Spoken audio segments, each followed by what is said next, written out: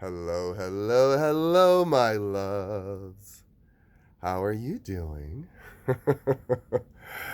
You know me, just me. So, collective conscious. It's said a lot. I don't know if people really understand what collective consciousness really means.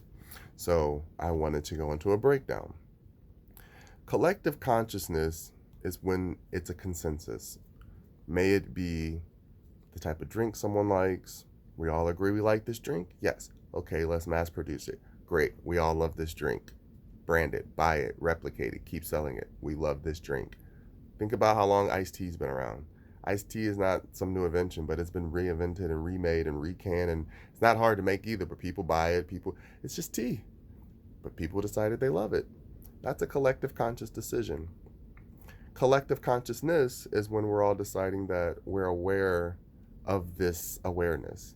We see that one sole decision to say, hey, I'm going to make this drink. It took one person to say they're going to make that drink.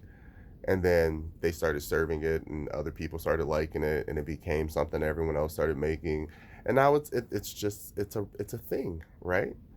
So that now it has a history, and then the history is connected to cultures, and the cultures are just imprinting of the things that we remember when we felt them.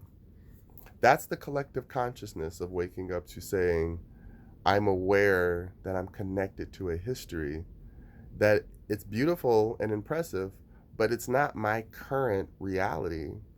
And I have the ability to now look back and see what I choose to accept, not accept, condition, be conditioned by, whatever you want to go by. You recognize that it's not my history.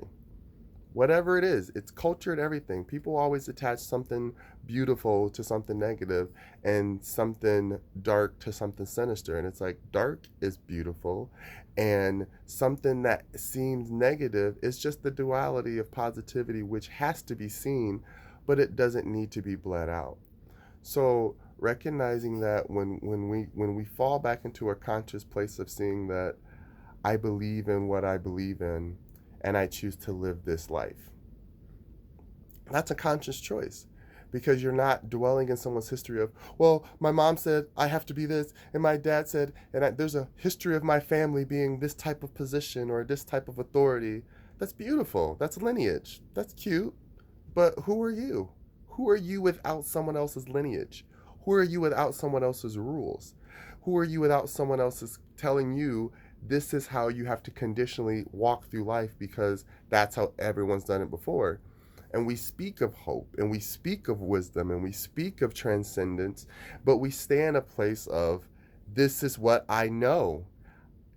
Yeah, that's what you know. So let it go. Let it go. Knowing it doesn't mean you own it. Knowing it doesn't mean you control it. Knowing it means nothing. Knowing just means, oh, I saw it. If you never saw it, would you know it? Or would you have seen it?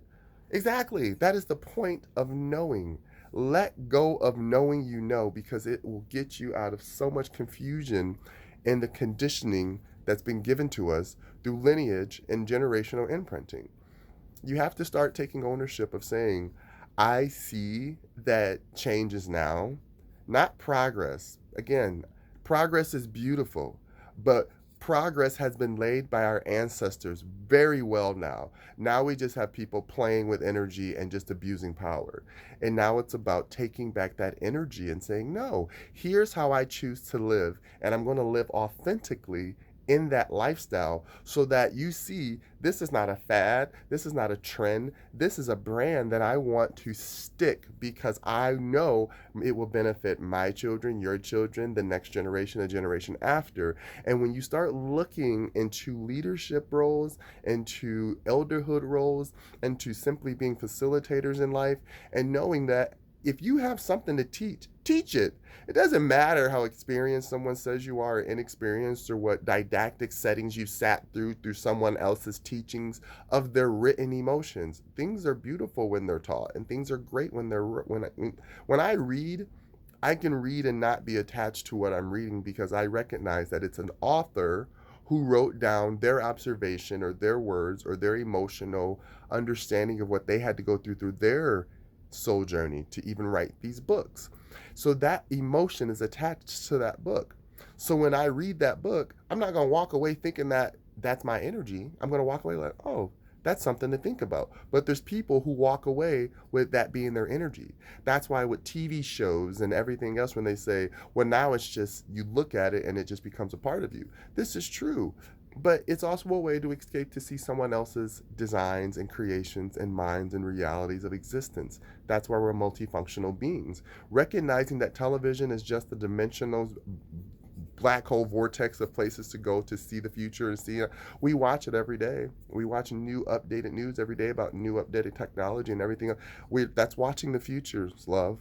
You get it? This none of this is not fake made up stuff. We're so used to the reality of the world seeming so slow that it doesn't seem magical. Everything around you is magic.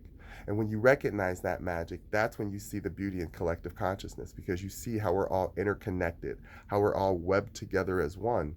And it makes a bigger understanding of why we do the things we do and how we do it, not for the individual self's selfish sake of I want my own, but to keep replicating to a point that we connect, and then we all are a part of the system of producing life to Mother Gaia, which is the earth, the water, the sand, the moon, the sun. All of these things are part of a cycle that we live and thrive off of. We have the science to back it up, so why not understand how to protect it?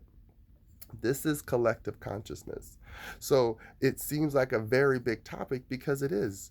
We are stuck in our small worlds of this is boring. Why me? I went through this. I went through this. Yes, you went through your imprinting. There's still fossils with seeds imprints all over them, but that seed's been long gone and grown and is probably thriving somewhere or not. The point is that you can't live life through your fossils. You can't live life through the things you've discarded and looking back on what hurt you, because there's going to be more hurt. You just got to learn how to deal with certain pains and understand that pain is pain because either it happened because it needed to and it was unexpected, or it happened because I was not paying attention to my intuition and I wasn't listening to myself. I wasn't listening to myself, which is the soul, which is the ethers of the 5D and the heavens and the universe, or wherever we go to feel and understand that there's something much more to this process than just ourselves. That's when you recognize the journey. That's when you accept the whole. And then that's when you can start seeing that the whole is just a bunch of tiny little cells, which is us working and doing our thing. We have all of our interconnecting working, but we still have to be a part of the bigger whole so that we understand how to collectively make healthy decisions for ourselves as individuals, and that will replicate onto our children and their children, children and their children. Creating healthy behavior now is what will heal the next coming generations. This is how it works. All right. Thank you if you watched this long. I love you. These topics for me, I know everyone wants to do the quick topics. Do 15 seconds. You ain't getting 15 seconds with me. Y'all know y'all gonna get some length with me. But it's if you really want to learn and you really want to understand yourself, I put myself through this journey. I've done it. I feel like I have enough to give like that. I learned enough that I can give back now. So if you want to keep watching, keep watching. I'm gonna keep sharing. All right, guys. I love you. Mwah!